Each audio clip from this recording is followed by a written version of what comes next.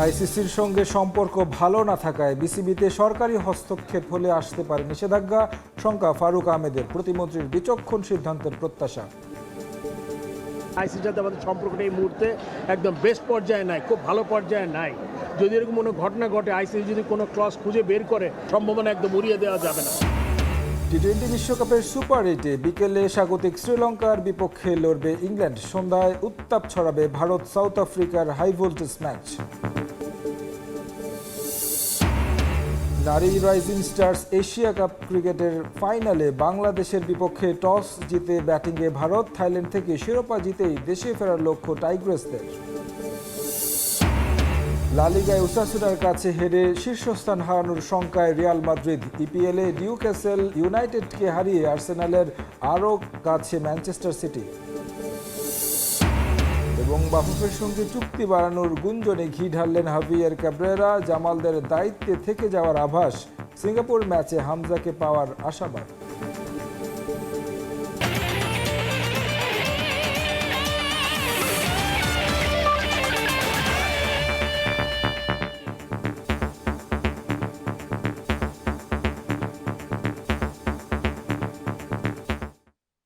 বিশ্বের নানা প্রান্তের খেলাধুলার আয়োজন নিয়ে আমাদের নিয়মিত আয়োজন খেলার সময়। এই আয়োজনে আপনাদের সঙ্গে আছি আমি তারেক হাসান শিমুল। আইসিসির সঙ্গে বিসিবির সম্পর্ক ভালো না থাকায় বোর্ডে সরকার হস্তক্ষেপ করলে নিষেধাজ্ঞা আসতে পারে, এমন মন্তব্য করেছেন বিসিবির সহসভাপতি ফারুক আহমেদ। তার মতে আমিনুল হক ক্রীড়াবিদ হওয়ায় যে কোনো সিদ্ধান্ত নেবেন ভেবেচিন্তে। নতুন ক্রীড়া প্রতিমন্ত্রী আমিনুল হকের হাত ধরে শুধু ক্রিকেট নয়, দেশের ক্রীড়াঙ্গন পৌঁছাবে কাঙ্ক্ষিত লক্ষ্যে বলেও প্রত্যাশা ফারুকের।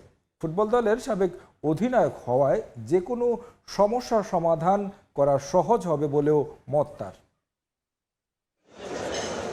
ক্রীড়াঙ্গনের নতুন কান্ডারি আমিনুল হক, সাফ জয়ী দলের সদস্য, সাবেক অধিনায়ক, দায়িত্ব নিয়েছেন নতুন সরকারের ক্রীড়া প্রতিমন্ত্রীর। রাজনৈতিক পালাবদলের সঙ্গে পরিবর্তন আসে দেশের ক্রীড়া সংস্থাগুলোর কমিটিতেও। বিসিবির বর্তমান বোর্ড নিয়ে অসন্তোষ ছিল আমিনুলের। এখন এই বোর্ডে কি পরিবর্তন আনবেন আমিনুল?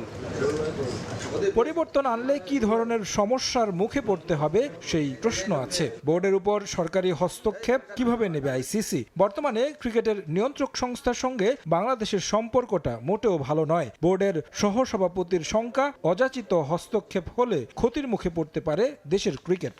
উনি যখন ক্রীড়ামন্ত্রী ছিলেন না, তখন তার স্টেটমেন্ট আর এখনকার স্টেটমেন্টের মধ্যে আমার মনে একটা ফারাক থাকবে। আইসিসি যদি কোনো ক্লজ খুঁজে বের করে, তাহলে যদি ওরা কোনো কিছু করতে চায় ওটাও করতে পারে। বাট আমি আসলে এই মুহূর্তে এটা আগাম আমার করা দরকার নেই, বাট সম্ভাবনা একদম উড়িয়ে দেওয়া যাবে না। তবে নতুন ক্রীড়ামন্ত্রীকে নিয়ে আশাবাদী সাবেক বোর্ড প্রধান আমিনুল হক। ক্রীড়াঙ্গনের লোক হওয়ায় কাজ করাটাও সহজ হবে তার জন্য। উনি ক্রিকেটের, বাংলাদেশের ক্রিকেটটা একটা অন্য স্তরে নিয়ে যাওয়া উচিত আর কি। এটা শুধুমাত্র ক্রিকেট না, Bangladesh sports as a whole, সব গেমস আমি সব জায়গায় সে নজর দিবেন, এটি আমার ওনার কাছ থেকে আমার আশা। সাকিব আল হাসানের জাতীয় দলে ফেরা নিয়েও কাজ চলমান বলে জানান ফারুক।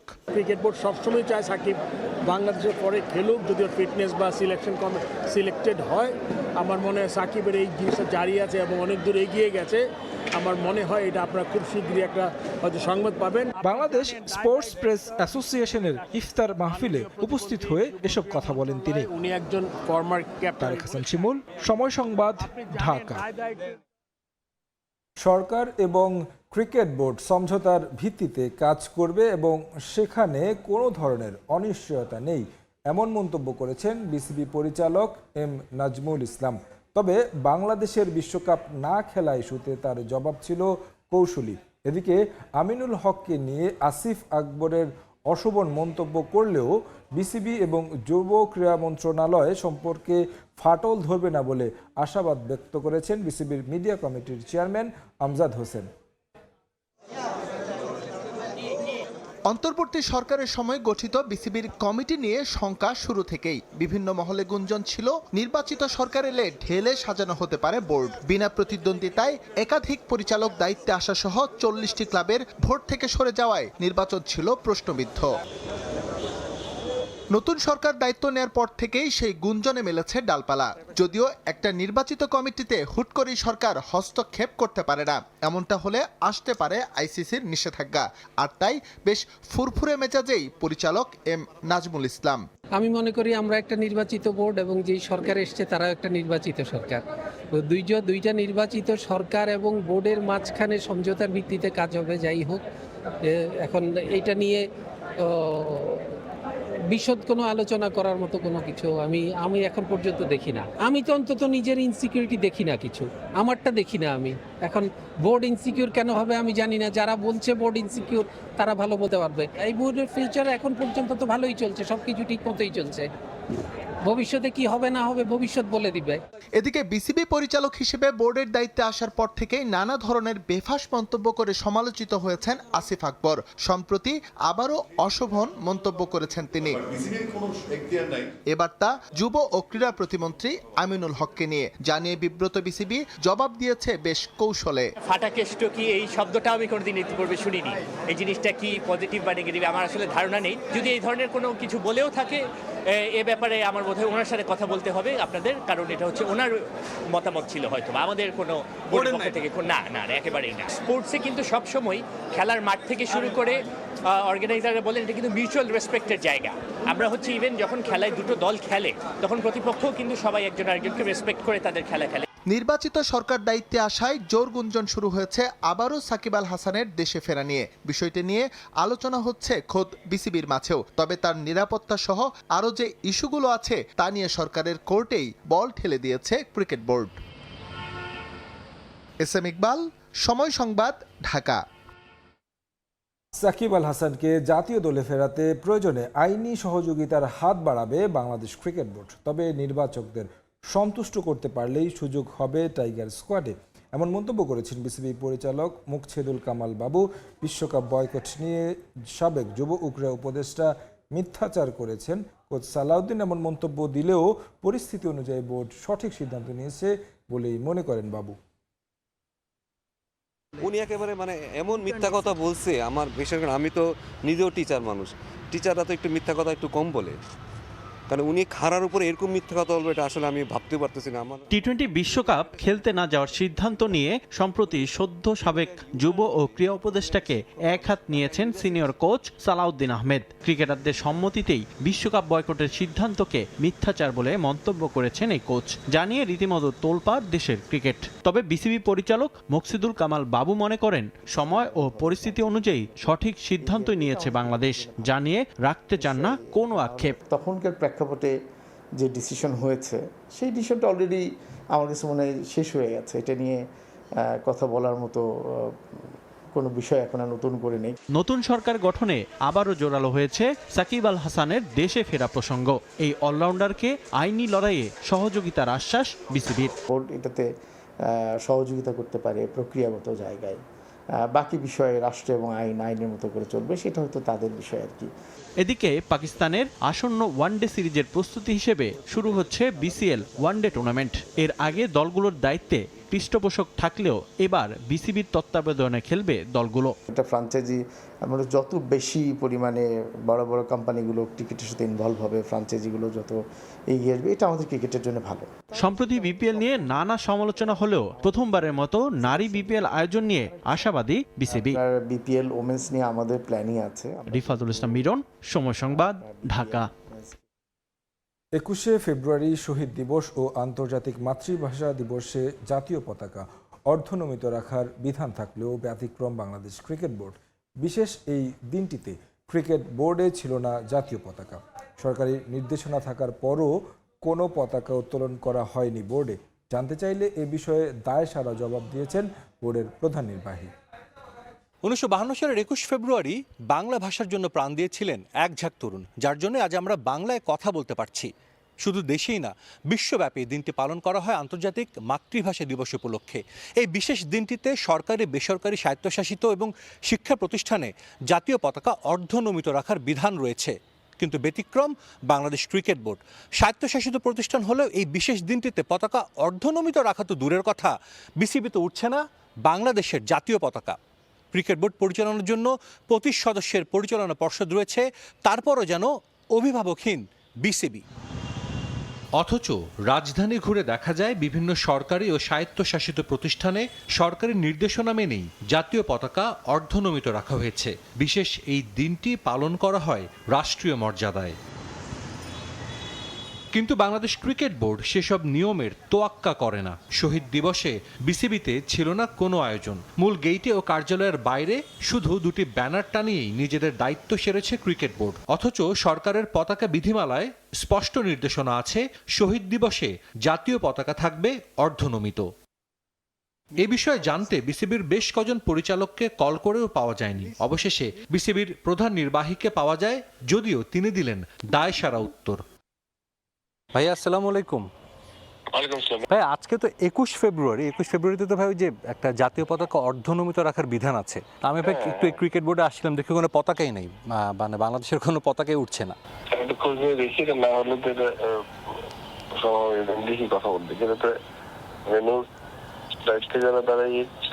অতীতে তো ভাই সবসময় ছিল দেখেছি, এবারে একটু ব্যতিক্রম দেখলাম যে এবার তো নাই, মানে কোনো পতাকাই নাই। বুঝে না, এটা সব মিস করছেন হয়তো। আমার যেটা মনে হয় যদি না থেকে থাকে তাহলে তো না থাকার কোনো সুযোগ নেই। যদি বিজয় দিবস দিনগুলোতে এভাবে ইয়ে করে। অতীতে শহীদ দিবসে এমন চিত্র দেখা যায়নি ক্রিকেট বোর্ডে। এবার নতুন নজির স্থাপন করলো বিসিবি। সম্প্রতি নানা বিতর্কিত কর্মকাণ্ডে সমালোচিত ক্রিকেট বোর্ড যেন জবাবদিহিতার ঊর্ধ্বে। সাজিদ মুস্তাহিদ, সময় সংবাদ, ঢাকা। এবারে অন্য প্রসঙ্গ, সচিবালয়ে কথা বলছেন শিক্ষামন্ত্রী আ.ন.ম এহসানুল হক মিলন। সরাসরি যাচ্ছি সেখানে। আপনারা আবার বুঝতে পারলেন না, আমি বললাম ক্রোনোলজিক্যালি বলতে হবে।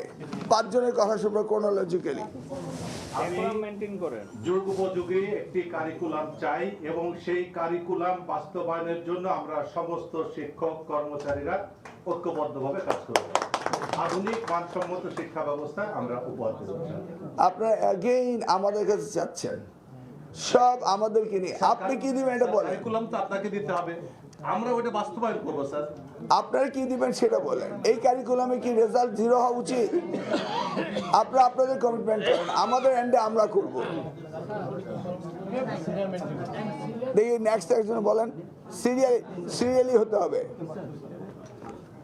ধন্যবাদ মাননীয় মন্ত্রী, আপনি যা চেয়েছেন আমরা যে অবস্থা আছে সেই অবস্থায় কি করব। রাষ্ট্রবিহীনভাবে আমাদের শিক্ষা ব্যবস্থা উন্নয়ন আমরা ঐক্যবদ্ধভাবে জাতিকে সামনের দিকে এই অবস্থায় এগিয়ে নেওয়ার জন্য দেশপ্রেমের মানব সম্পদ ও শিক্ষার দিকে এগিয়ে নিয়ে যাবেন। আশা করছি মাননীয় সরকার এই বিষয়ে আমাদের আবার ভেক্টরে কথা বলতেছে। নিয়ে যাব। এই তো আপনারা ম্যাক্রো কথা বলছেন, মাইক্রো কথা। সামনে 21শে এপ্রিল পরীক্ষা, কি করবেন?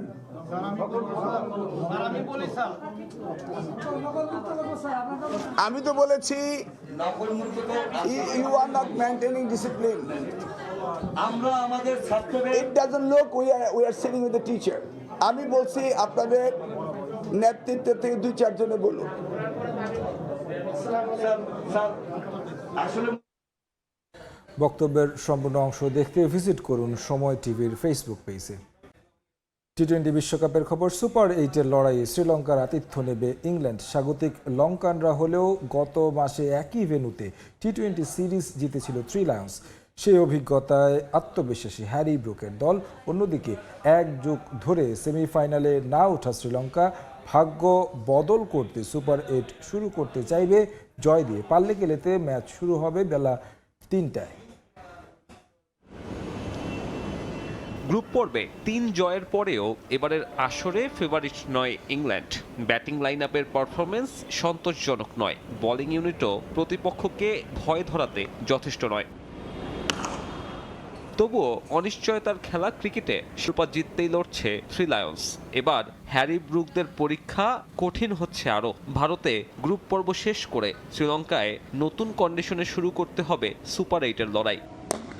সুপার 8-এর প্রথম ম্যাচে অপরিবর্তিত একাদশ নিয়েই মাঠে নামার সম্ভাবনা বেশি ইংলিশদের। তবে টপ অর্ডারে ফর্মে ফেরার বিকল্প নেই বাটলার কিংবা ফিল সল্টদের। নিশাঙ্কাকে নিয়ে আসলেই ভাবতে হবে ইংলিশ বোলারদের। বিশ্বকাপে দুর্দান্ত ফর্মে 27 বছরের ওপেনার হাতছানি দিচ্ছে বিশ্ব রেকর্ডও। বিশ্বকাপ ইতিহাসের সর্বোচ্চ 50-র মালিক হতে আর 3টি অর্ধশতক প্রয়োজন লঙ্কান সেন্সেশনের। যদিও শ্রীলঙ্কার জন্য চিন্তার কারণ শেষ ম্যাচের অভিজ্ঞতা। নিয়ম রক্ষার হলেও জিম্বাবুয়ের কাছে পাত্তা পায়নি জয়সুরিয়ার দল। সেখান থেকে ঘুরে দাঁড়াতে হবে, টিকে থাকতে হবে সেমিফাইনালে ওঠার লড়াইয়ে। 2014 সালে বিশ্বকাপ জয়ের পর থেকে এই সংস্করণের সেমিফাইনালে ওঠা হয়নি লঙ্কান লায়ন্সের। আয়োজক হিসেবে এবার সে ধারা বদলের সুযোগ, যার শুরুটা হতে পারে ইংলিশদের বিপক্ষে পাল্লেকলেতে। সাব্বির মিথুন, সময় সংবাদ। খেলার সময়ে আরও থাকছে। বগুড়ার শহীদ চান্দু স্টেডিয়ামে ঘরোয়া ক্রিকেটের উত্তাপ। ওয়ানডে ফরম্যাটে কাল শুরু বাংলাদেশ ক্রিকেট লিগ, চলছে শেষ মুহূর্তের প্রস্তুতি। লা লিগায় শীর্ষস্থান নিরাপদ রাখার সুযোগ হারালো রিয়াল মাদ্রিদ। ওসাসুনার কাছে 2-1 গোলে হেরেছে মাদ্রিদিস্তারা। লিগে টানা 8 জয়ের পর হারের স্বাদ পেল প্রতিযোগিতার রেকর্ড চ্যাম্পিয়নরা। ওসাসুনার মাঠে বল দখলে এগিয়ে থাকলেও শুরুটায় ভালো কোনো সুযোগ তৈরি করতে পারেনি রিয়াল মাদ্রিদ। 24 মিনিটে গার্সিয়ার ক্রসে বিপদ পড়তে পারত রিয়াল মাদ্রিদ, তবে ত্রাণকর্তা হয়ে দলকে বাঁচান থিবু কোর্তোয়া। 31 মিনিটে গোলের সুযোগ তৈরি করেও ব্যর্থ হয়েছেন কিলিয়ান এমবাপ্পে। শুরু থেকে গোল পোস্ট আগলে রাখলেও 38 মিনিটে বড় ভুল করে বসেন বেলজিয়ান গোলরক্ষক। ওসাসুনার আক্রমণ প্রতিহত করতে গিয়ে উল্টো ফাউল করে বসেন আন্তে বুদিমিরকে। ভিএআর দেখে পেনাল্টি দেন রেফারি। সে সুযোগ নিজেই কাজে লাগিয়ে ওসাসুনাকে লিড উপহার দেন ক্রোয়েশিয়ান ফরওয়ার্ড। 73 মিনিটে সমতায় ফেরান ভিনিসিয়াস, তবে ম্যাচের শেষ বাঁশি বাজার আগে রাউল গার্সিয়া গোল করলে হার নিয়ে মাঠ ছাড়তে হয় রিয়াল মাদ্রিদকে। আবারও বাংলাদেশ ফুটবল দলের হেড কোচের দায়িত্ব পেতে যাচ্ছেন হাভিয়ার কাবরেরা। এমন গুঞ্জনকে একেবারে উড়িয়ে দিচ্ছেন না এই স্প্যানিশ কোচ, বরং অপেক্ষা করতে বললেন 31 মার্চ সিঙ্গাপুরের বিপক্ষে বাংলাদেশের ম্যাচ পর্যন্ত। এএফসি এশিয়ান কাপ বাছাই সিঙ্গাপুরের বিপক্ষে বাংলাদেশ দলের নিয়ম রক্ষার ম্যাচ, আর সেই ম্যাচ দিয়েই বাফুফের সঙ্গে শেষ হবে হাবিয়ার কাবরেরার চুক্তি। তবে এর মাঝেই ফুটবল পাড়ায় গুঞ্জন উঠেছে কাবরেরার সঙ্গে নাকি চুক্তি আবারও নবায়ন করতে যাচ্ছে বাফুফে। তবে সেই গুঞ্জন একেবারেই উড়িয়ে দেননি স্প্যানিশ কোচ। ক্রীড়া সাংবাদিকদের আয়োজিত ইফতার মাহফিলে এসে কাবরেরা জানান, বাফুফের সঙ্গে চুক্তি নবায়ন হচ্ছে কিনা এই প্রশ্নের জবাব পেতে অপেক্ষা করতে হবে এশিয়ান কাপ বাছাইয়ে বাংলাদেশের সিঙ্গাপুর ম্যাচ পর্যন্ত। নতুন চুক্তি নিয়ে আমি এখনই কিছু বলতে চাই না। এর উত্তর জানতে সিঙ্গাপুর ম্যাচ পর্যন্ত অপেক্ষা করতে হবে। সেই ম্যাচের পরই আমরা দুই পক্ষ চূড়ান্ত সিদ্ধান্ত নেব। আমার সঙ্গে সভাপতি তাভিদ আওয়ালের কথা হয়েছে। সিঙ্গাপুর ম্যাচের আগে ভিয়েতনামের বিপক্ষে একটি প্রস্তুতি ম্যাচ খেলবে লাল সবুজরা, যা একেবারে হালকা করে দেখছেন না হাবিয়ার কাবরেরা। দেশের মাটিতে 16 মার্চ থেকে ক্যাম্প ডেকেছেন জাতীয় দলের হেড কোচ। 16 মার্চ থেকে ঢাকায় ক্যাম্প শুরু করব। এখানে 3 থেকে 4টি সেশন আমরা পাবো। আশা করি সব ক্লাবই ফুটবলার ছাড়বে। আমি র্যাঙ্কিংয়ে এগিয়ে থাকা দলগুলোর সঙ্গে খেলতে চেয়েছি। সামনেই সাফ, তার আগে ভিয়েতনাম ম্যাচে আমাদের কঠিন চ্যালেঞ্জের মুখে পড়তে হবে। এদিকে ইনজুরিতে থাকা হামজা চৌধুরী সিঙ্গাপুর ম্যাচ খেলতে পারবে কিনা তা নিয়ে রয়েছে সংশয়। মাঠের বাইরে থাকা হামজাকে মার্চের ক্যাম্পে পাওয়া নিয়ে বেশ আশাবাদী হেড কোচ হাবিয়ার কাবরেরা। আর সমিত সোমকে ক্যাম্পের শুরু থেকেই পাবেন বলে জানান কাবরেরা। হামজার ইনজুরির বিষয়ে আমি খোঁজখবর রাখছি। আমি আশা করছি ও দ্রুতই সুস্থ হয়ে আমাদের সঙ্গে যোগ দেবে। তার ক্লাবের সঙ্গেও আমাদের যোগাযোগ রয়েছে, তবে সমিতকে আমরা শুরু থেকেই পাচ্ছি। লম্বা ছুটি কাটিয়ে গেল 17 ফেব্রুয়ারি দেশে ফিরেছেন হাবিয়ার কাবরেরা। আপাতত শুরু হতে যাওয়া ঘরোয়া লিগে ফুটবলারদের পর্যবেক্ষণ করবেন কাবরেরা। এরপরেই ঘোষণা করবেন দল। ফাহিম ইসলাম, সময় সংবাদ, ঢাকা। অস্ট্রেলিয়ায় কন্ডিশনের সঙ্গে মানিয়ে নেওয়ার চেষ্টা করছেন আফিদা ঋতুপর্ণা। দীর্ঘ পথ পাড়ি দেওয়ায় ফুটবলারদের চোখে মুখে ভ্রমণ ক্লান্তি থাকলে ইনজুরি না থাকার স্বস্তি কোচিং স্টাফদের। মূল পর্ব শুরুর আগে আগামী 25 ফেব্রুয়ারি স্থানীয় একটি দলের সঙ্গে প্রস্তুতি ম্যাচ খেলবেন নারীরা। Japan, Thailand, Malaysia, Philippines, mission অস্ট্রেলিয়ার আগে এমন অনেক দেশের সঙ্গেই বাংলাদেশ জাতীয় নারী ফুটবল দলের ক্যাম্প ও প্রস্তুতি ম্যাচ খেলার কথা শুনিয়েছিল বাফুফে। তবে আশ্বাসেই শেষ হয়েছে ফেডারেশনের প্রস্তুতি। বাস্তবে আলোর মুখ দেখেনি। আগামী 3 মার্চ 9 বারের চ্যাম্পিয়ন চীনের বিপক্ষে ম্যাচ দিয়ে এশিয়ান কাপ অভিযানে নামবে বাংলাদেশ নারী ফুটবল দল। 6 মার্চ দ্বিতীয় ম্যাচের প্রতিপক্ষ শক্তিশালী উত্তর কোরিয়া। এএফসি আগামী 27 ফেব্রুয়ারি থেকে অংশগ্রহণকারী দলগুলোকে টিম হোটেলে তুলবে। তার আগে বাফুফের ব্যবস্থাপনায় নারী দলের ঠাঁই হয়েছে সিডনির এই ভ্যালেন্টাইন স্পোর্টস পার্কে। এখানেই 6 দিনের অনুশীলন ক্যাম্প করবে লাল সবুজ। মাঝে 25 ফেব্রুয়ারি স্থানীয় একটি দলের সঙ্গে প্রস্তুতি ম্যাচ খেলবে আফিদারা। দীর্ঘ পথ পাড়ি দিয়ে সিডনিতে পৌঁছানোর পর অল্প সময় বিশ্রাম নিয়ে সকালে ভ্যালেন্টাইন পার্কে অনুশীলনে নেমে পড়ে ফুটবলাররা। সকাল 8টা থেকে 10টা 2 ঘন্টা নিজেদের প্রস্তুতি সেরেছেন ঋতুপর্ণারা।